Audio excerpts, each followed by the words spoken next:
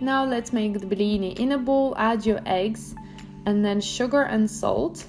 Then you want to whisk this on high speed until your mixture doubles. Then you want to add milk and sift your flour straight in there, and then using a whisk, mix it all again. Then add your oil and mix everything one more time and your mixture is ready to go. Make sure your pan is nice and hot and you want to add your first ladle on top and then swirl it around and cook it for a few minutes on each side. Your first pancake might not be good, but just keep going and then you will have a stack of delicious blinchiki.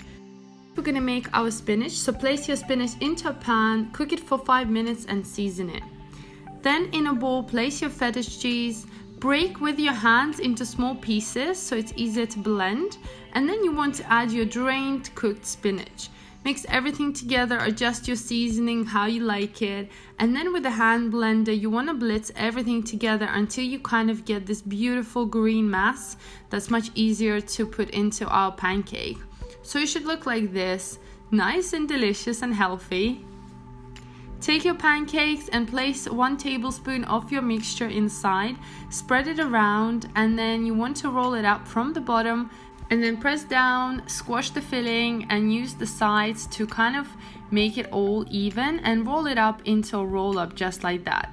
You want to repeat this process with the rest of the pancakes and enjoy it because it's quite fun and I like making these in advance.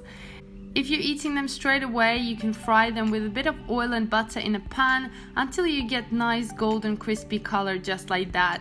And then enjoy, serve them with sour cream or any sauce that you like. I really love them because they're super crispy on the outside, very creamy, delicious filling inside. And if you're a fan of cheese, these are for you.